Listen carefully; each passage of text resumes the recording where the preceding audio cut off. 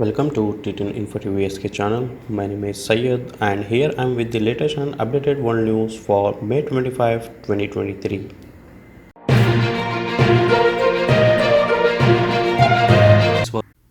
Narendra Modi in Australia, Albanese announces migration deal with India. India and Australia have announced a migration deal as they aim to strengthen their economic cooperation.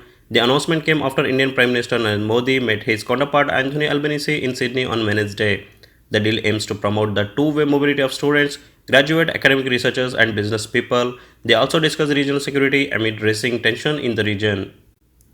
Pakistan's former Prime Minister Imran Khan faces another blow as Fawad Chaudhry quits PTI. So far, Sharain Mazari, Faizul Hassan Chauhan, Malik Amin Aslam, Mahmood Maulvi, Amir Kayani, Jai Prakash, Aftab Siddiqui and Sanjay Gangwani, among many others, have left Imran Khan's party. Russia-China trade surged to record USD 200 billion in 2023. Russia has been hit by unprecedented Western sanctions since it unleashed a devastating war against Ukraine and has been shut out of much of the global economy, as per CNN reported. Trade between Russia and China is expected to hit a new record level of $200 billion this year, according to Russian Prime Minister Mikhail Mishustin during his trip to China. Moscow faces growing isolation from the West, local media reported. World Health Organization chief cautions world over next pandemic.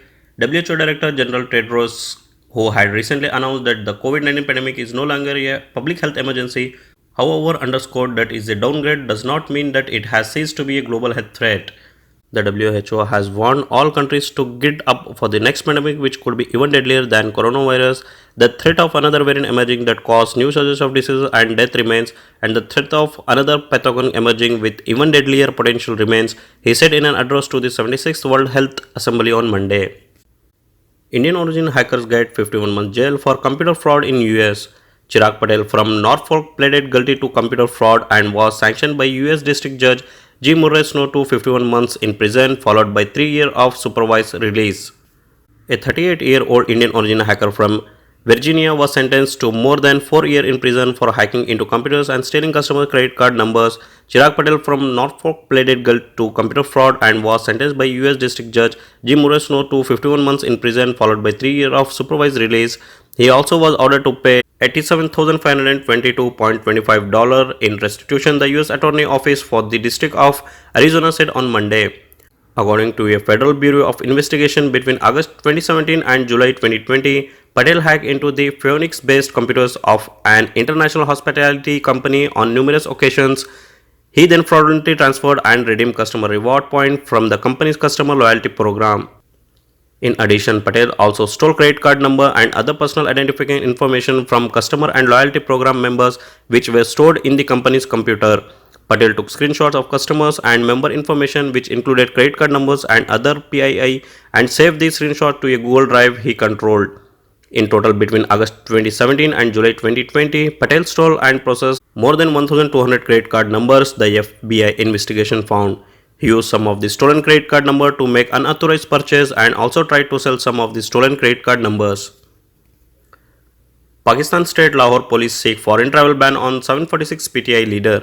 The 746 PTI leader and activist has been on the authorities' radar for their alleged involvement in the May 9 violence following the arrest of party chairman Imran Khan.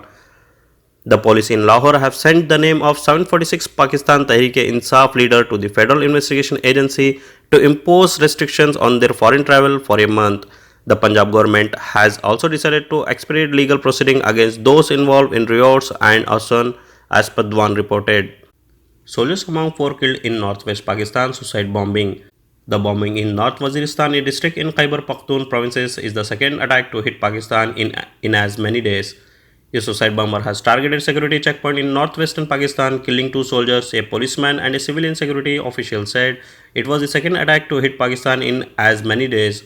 The bombing happened on Wednesday in North Waziristan district in Khyber Pakhtunkhwa province that borders Afghanistan and is a former stronghold of the Pakistan Taliban, also known as TTP. A number of civilians were also wounded in the attack, according to Rahmat Khan, a local police official. It was a suicide attack and the bomber blew himself up during a road check. Rasul Daraz, another local police officer, told DPA news agency. No one claimed responsibility for the attack, but suspicions likely to fall on the Pakistan Taliban. Pakistan is considering banning former Prime Minister Imran Khan's party for attacking the state, says the defense minister, a decision likely to enrage his supporters and exacerbate its confrontation with the military establishment. The face-off has brought widespread protest by Khan supporters, raising new fear about the stability of the nuclear-armed country as it struggles with its worst economic crisis in decades. Defense Minister Khwaja Asif on Wednesday told reporters that Khan's Pakistan Tehreek-e-Insaf party had attacked the very basis of state which could not be tolerated. It is under consideration to ban PTI, he said, adding the parliament would have to give final approval for a government decision to ban the party. Saudi Arabia restores diplomatic relation with Canada.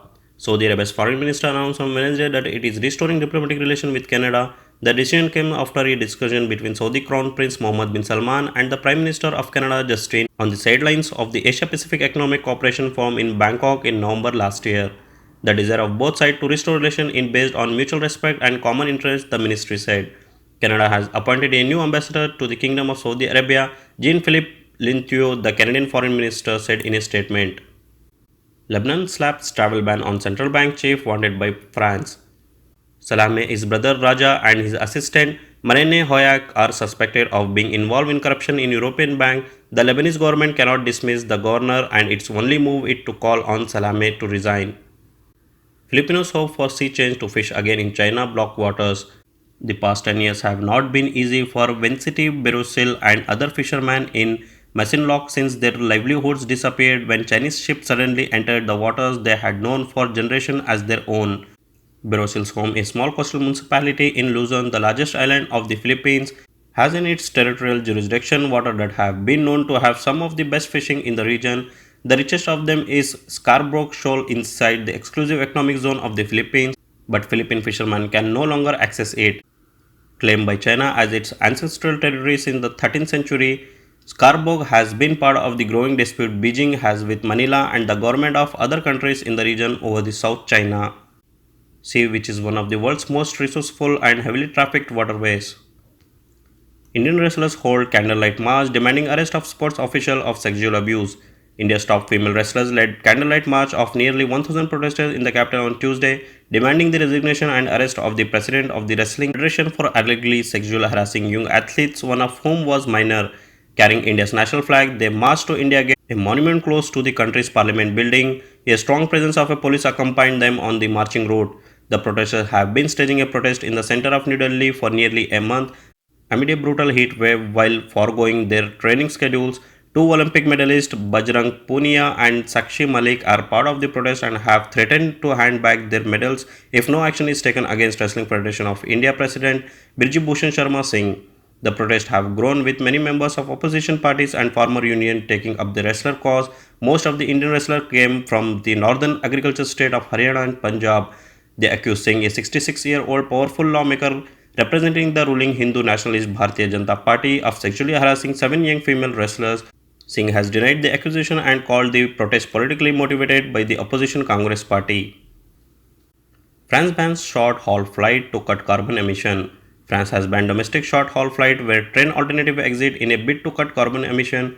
The law came into force 2 years after lawmakers had voted to end routes where the same journey could be made by train in under 2.5 hours. The ban all but rules out air travel between Paris and cities including Nantes, Lyon and Bordeaux, while connecting flights are unaffected.